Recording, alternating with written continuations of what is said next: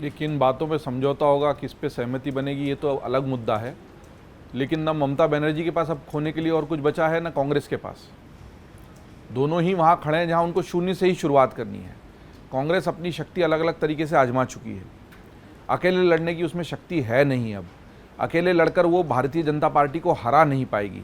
उसके जो टूटे हुए धड़े हैं वो सारे एकत्रित हो जाएं तो जो ये ठीक बात कह रहे थे ना अभी मीर जी, उन्होंने अगर आम आदमी पार्टी के और कांग्रेस के वोट आप जोड़ लीजिए तो सबको पता है कैसे हरा सकते हैं। लेकिन फिर भी वो अपनी जमीन, अभी तक की हुई मेहनत, कार्यकर्ताओं का साथ, ये सब नहीं, तो आपको तय तो करना पड़ेगा पहले कि आप बड़े लक्ष्य की खातिर वर्तमान स्वार्थों को, छोटे लक्ष्यों को, छोटे स्वार्थों को छोड़ने के लिए तैयार हैं या नहीं है। ममता को भी हार के सबक मिला ना। अगर ये हार नहीं हुई होती तो परिदृश्य बिल्कुल ही अलग होता, उनकी अकड़ और बढ़ जाती। हम कांग्रेस और टीएमसी के विलय की बात नहीं कर रहे होते, बल्कि टीएमसी के इंडी गठबंधन पर छा जाने की बात कर रहे होते। ममता बनर्जी को पूरे विपक्ष का लीडर बता रहे होते। तो हालात आपने अकेले लड़के तय कर लिया ना भाई। आम आदमी पार्टी ने कहा कि हम तो इंडी गठबंधन का हिस्सा ही नहीं, अलग अलग लड़ लिया, वो खुद दिल्ली में अपनी सीट नहीं बचा पाए। ऐसे ही कांग्रेस ने कहा कि समाजवादी पार्टी अपने हिसाब से लड़ ले, सीटें खड़ी कर दे, जो सीटें हमको दे रहे हैं वो खराब कर ले। हरियाणा में क्या हुआ, कांग्रेस की अकड़ उसी को। अब ये सब अपने अपने तरीके से, अपनी अपनी अकड़ के साथ, अपनी अपनी सोच और रणनीति के साथ मैदान में जाकर हार कर आए हुए। एक रूम में आप बैठे हुए, सोच लीजिए सब लड़ लड़ के हार के आ रहे एरिना में से। तुम भी पिट गए, हम भी पिट गए, तुम भी पिट गए। अब ये नहीं जुड़ेंगे तो इनके पास फोर्स मल्टीप्लायर कुछ नहीं है, अपनी शक्ति को बढ़ाने वाला कोई नहीं है। लेकिन मैं यहाँ कहूँगा कि कांग्रेस को सचमुच अगर भारतीय जनता पार्टी से 29 की लड़ाई और उससे आगे की लड़ाई के लिए, क्योंकि समय बहुत लगता है इन सब चीज़ों को होने में, खुद को तैयार करना है, तो सिर्फ टीएमसी पे नहीं, फिर उसको पूरा जितनी भी कांग्रेस में टूट हुई, चाहे शरद पवार वाला दलाव, अगर इन सारे क्षेत्रीय दलों को, जिसमें कांग्रेस अभी भी थोड़ी बची है या कांग्रेस की ही विचारधारा को लेकर वो अभी भी ज़मीन पर खड़े हैं और वो कार्यकर्ता खड़े हैं जो वहाँ जहाँ उनको लगता है कि वो भाजपा के साथ अलाइन नहीं हो सकते, उन शक्तियों को अगर कांग्रेस एकत्रित कर सके, आसान नहीं होगा, बहुत चुनौतीपूर्ण है, लेकिन विकल्प इसके अलावा कुछ नहीं है। अगर केवल टीएमसी नहीं, दूसरे अन्य कांग्रेस के टूटे हुए जितने भी दल हैं सभी जगहों पर उनको वो जोड़ ले।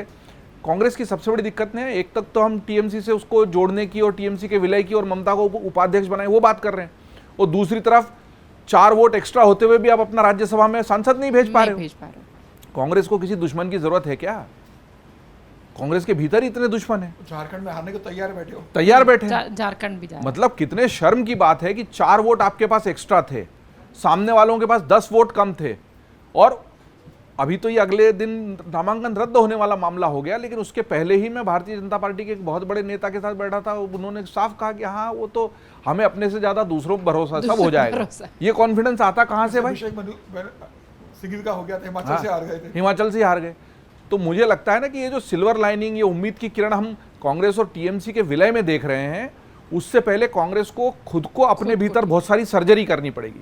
अब उनको वो निर्मम कदम उठाने पड़ेंगे, राहुल गांधी को, प्रियंका गांधी को, सोनिया गांधी को मिलकर, जहां पर वो नेता जिन्होंने जीवन में अब खुद कुछ सफल होने की तो क्षमता खत्म कर दी, लेकिन कांग्रेस को सफल किसी कीमत पे।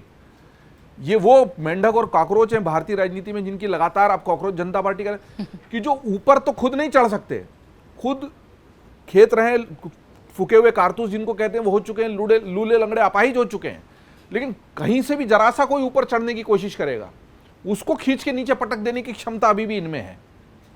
यही हमने देखा नटराजन के मामले भाई कैलाश विजयगिरी ने तो खुल के कहा कि हमें अंदर से जानकारी मिली। फॉर्म भरने वाले व्यक्ति ने ही कोशिश की होगी कि इसमें वो जानकारी नहीं है। हालांकि वो बहुत दुर्भाग्यपूर्ण एपिसोड है, वो नहीं होना चाहिए था, बहुत गलत हुआ। मुझे लगता है कि एक तरफ आप दूसरे ही राज्य में एक पर्चे को वापस भरवा दे रहे हो कि नाम गलत हो गया, तो ये जो जिक्र अगर एफआईआर होती कोई कानूनी, ये एक अलग बहस का विषय हो सकता है। लेकिन चूंकि हम कांग्रेस और तृणमूल के विलय की बात कर रहे हैं, उस विलय से बड़ा जरूरी उन दरारों को भरना जहां से कांग्रेस खुद फिसल रही है, खुद की। उधर आप तृणमूल से समझौता कर लोगे, उधर ये पुराने जो आपके जो मठाधीश बैठे हैं ये मट्ठा घोलते रहेंगे जड़ों में, तो क्या कांग्रेस कर पाएगी? टीएमसी से विलय को जो लोग बहुत सुनहरा विकल्प मान रहे हो, पहले कांग्रेस की दुर्दशा ठीक करने की बात तो कर ले। अगर आप ये वीडियो YouTube पर देख रहे हैं तो हमारे चैनल को सब्सक्राइब कर बेल आइकन दबाएं, और Facebook पर देख रहे हैं तो हमारे पेज को लाइक करें।